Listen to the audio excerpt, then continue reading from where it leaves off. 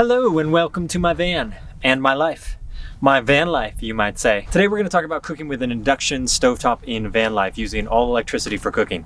But first, a word from our sponsors. New Johnson's Baby Wipes. These new wipes are our softest ever. Just kidding, we have no sponsors. Let's go.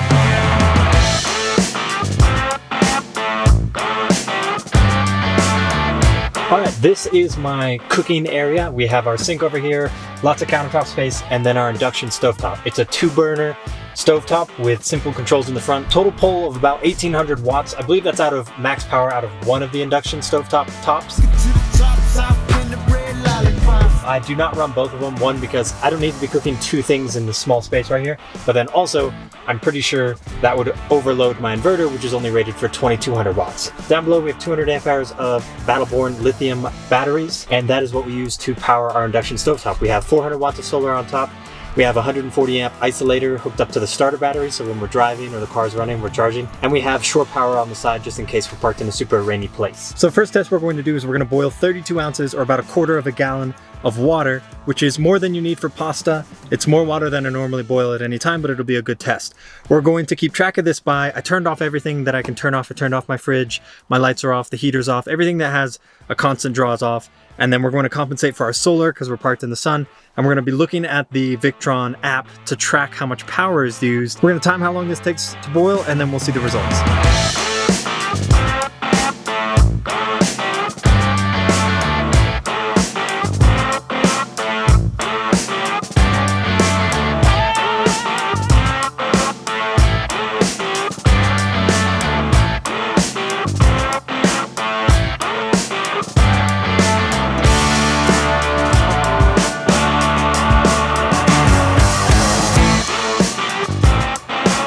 Okay, so to bring 32 ounces of water to a boil from a cold stove, cold pot, cold water actually as well, to a boil, we used about 18 amp hours of energy. We used 9% of our battery, which 9% of the total capacity of 200 amp hours would be 18. -1, that's free, quick maths. The solar wasn't really that much of an input, and my other draws weren't really large as well, so it's roughly 18 amp hours just to boil one 32-ounce pot of water. That's more than enough for pasta for the evening, so if I was to saute something and cook that, I'd probably be using 30 or 40 amp hours, depending on how long I saute the vegetables. For our next test, we're going to boil the amount of water for a cup of coffee, which is something I also make in the morning. We're gonna boil that amount of water, see how long that takes, and then we'll do one more test.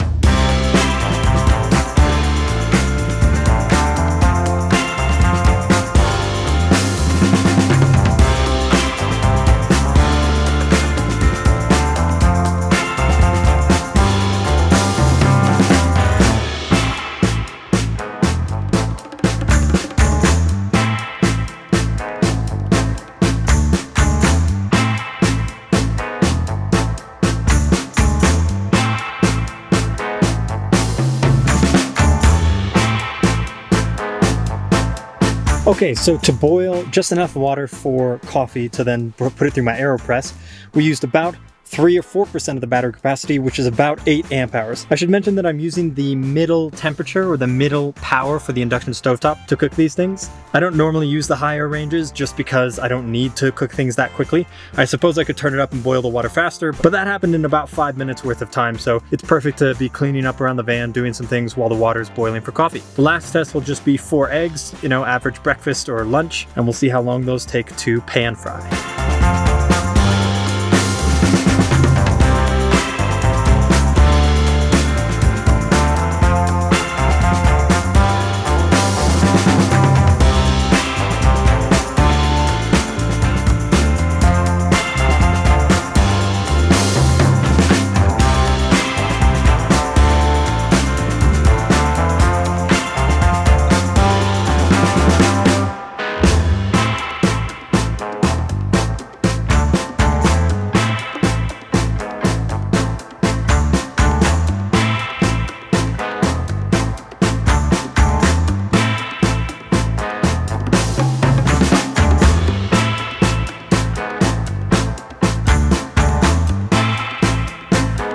Okay, so it took about 9 amp hours, 8 or 9 amp hours to cook 4 eggs over hard. So after cooking more than enough water for pasta, 4 eggs and coffee, we used about maybe almost 20% of our capacity, which is about 40 amp hours, give or take a couple of amp hours here and there because the sun is shining some more and because I have some other loads.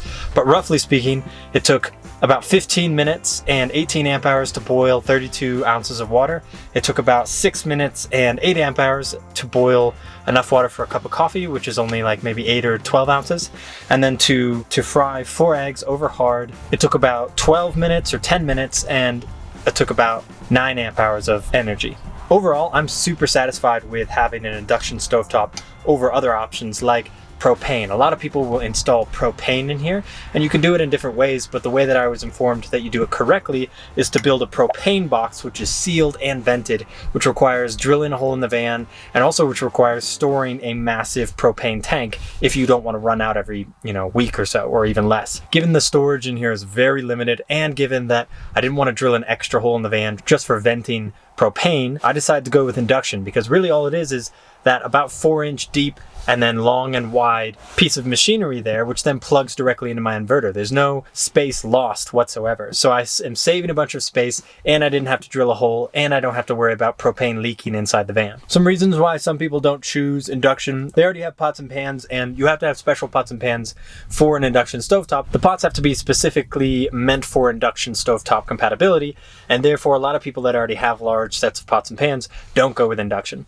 Another reason is they might not have enough power. So without my isolator charging from the main starter battery, I would not be able to cook with induction, because I would be using just solar, which only 400 watts is not enough to cook every single day, even if you're in full sunlight, I don't think. As it is, I love planning my drive and what I cook around how much power I have. So if I have full energy, I'll stop and I'll cook some potatoes, which take a lot of time and a lot of energy, but then I'll cook those in the afternoon, and then I'll drive some more that day, and my isolator will charge my batteries back up almost to full capacity. Another benefit is that the induction stovetop is a extension of my countertop. It's slightly raised, yes, but I can essentially use it as countertop when it's not hot if I want to. If I had gas burners, that wouldn't be possible unless I had covers for them. As well, I've seen a lot of gas burners that rattle when you drive because the part that holds your pot above the flame is actually loose, and this does not rattle at all. Other things rattle, yes, but this doesn't. And finally, it is pretty badass and pretty awesome to know that you're cooking using the energy that you generate while driving, the energy you generate from the sun, and if you're plugged in, the energy you're pulling from some campsite or house. It's pretty awesome to not have to buy gas, pretty awesome to use electricity, and it's kind of fun to have to work around the limitations of how much power you actually have. I highly recommend it.